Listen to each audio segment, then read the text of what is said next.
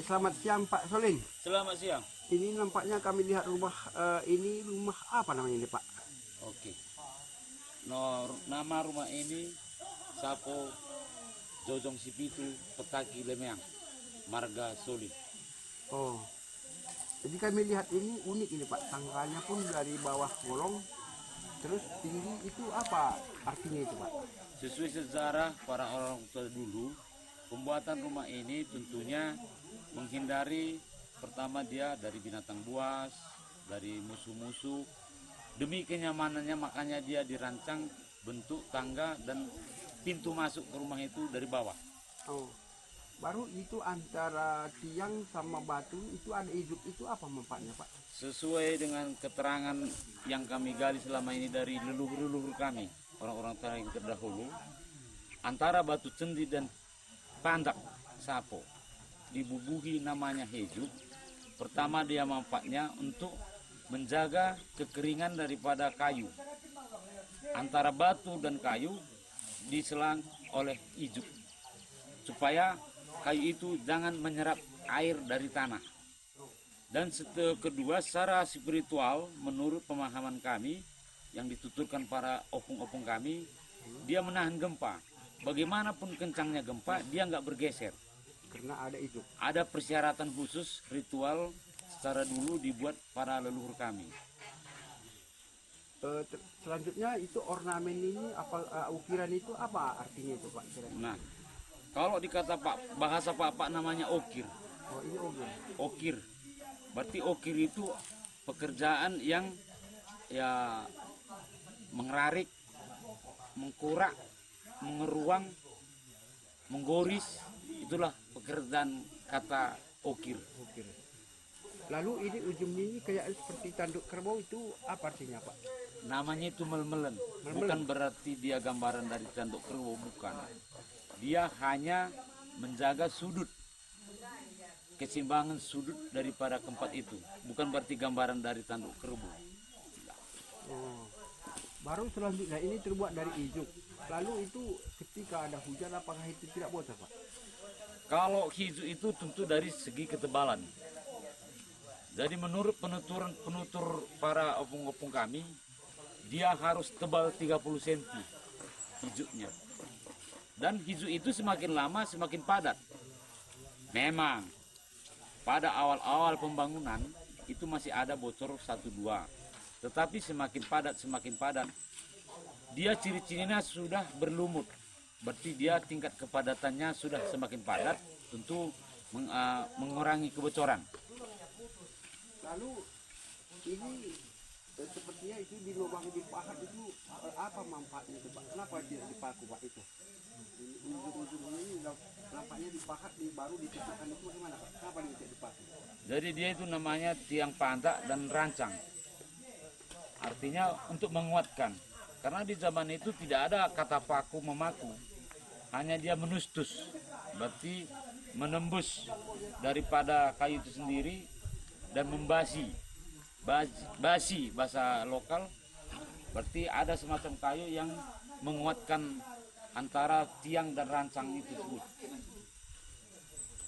Lalu rumah adat ini didiami oleh berapa rumah tangga atau berapa kepala keluarga Pak? Kalau Sapo Jojong Sipitu itu murni dihuni oleh satu keluarga. Tapi dulunya para empung Petaki kami itu dia punya istri 4. Namun istrinya 4 pun dia di dalam satu rumah.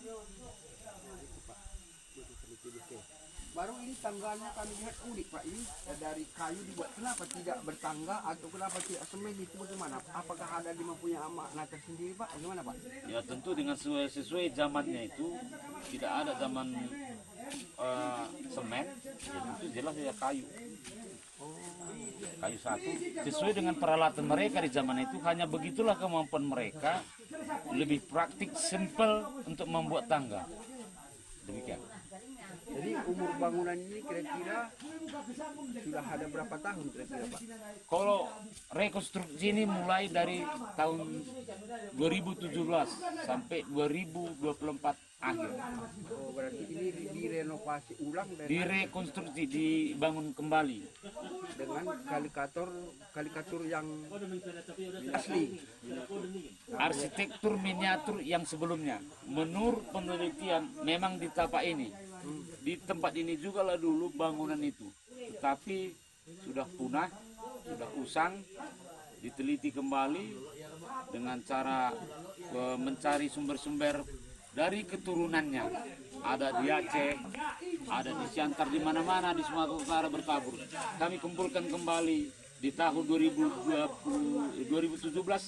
kami berkumpul, masih ini keadaan hutan. Dari situlah berceritalah semua. Sepenggal-sepenggal cerita akhirnya makin menjadi. Dan narasumber utama memang bapak saya sendiri. Beliau masih bercerita, dia lahir di rumah Sapo Jojong Sepitu Pertaki itu sendiri, karena dialah cucu tertua daripada Pertaki Lemeang.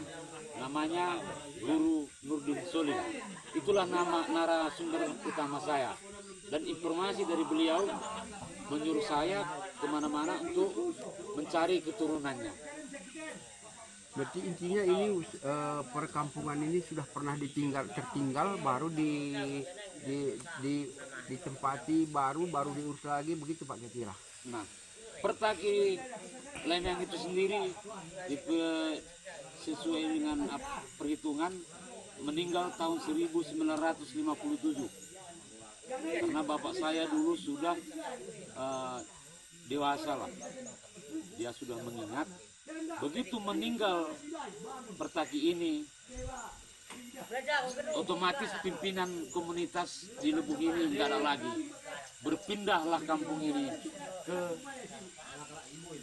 Lemeang. sana.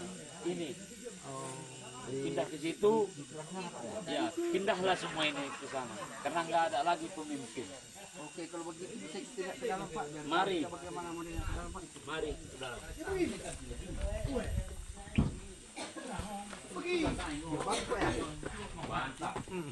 Jadi ini tempat dapurnya kenapa di tengah Pak? Kenapa nggak di pinggir kira-kira? Apa Ya. kira maknanya? Sesuai dengan bentuk Jojong Sepitu tadi, Hah? karena di atas kan jojongnya 5, Iya. garis lurus daripada jojong mercaban itu, itulah menjadi bentuk 5 dalikan yang ada di Tetaring ini. Oh, jadi ini bahan kayu semua Pak. Berarti itu artinya makanya tempat masak atau tempat api ditaruh di tengah. Siap. Ini apa pula ini Pak ini? Ini namanya para. Parah. Tadi ini tempatnya, di atas tempat kayu api, Ya. paling bawah tempat mengeringkan padi untuk mau ditumbuk. Oh, Dan tangga kedua ini tempat lauk pauk yang mau dimasak penyimpanannya. Dan tempat penyimpanan alat-alat dapur. Termasuklah ini sebagai periuk. Ini masih asli apa itu Pak? milik, ya namanya ini koden loyang. Masih milik Pertaki tersebut. Yo.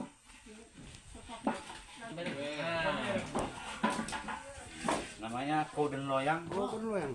Inilah tempat memasak para leluhur kami dulu di sini. Oh, itu loyang namanya Pak ya. Nah, ini dikembalikan para keturunannya. Berarti itu dulu. Jadi itulah manfaatnya kami bangun ini. Turunannya itu sadar sendiri mengembalikan peralatan-peralatannya untuk dikumpulkan kembali. Itulah kesepakatan kami para turunannya. Dengan kata lain itu melestarikan namanya Pak ya. Betul, betul. Oh, jadi ini apa ini Pak ini? Ini namanya tamu. Ini apa?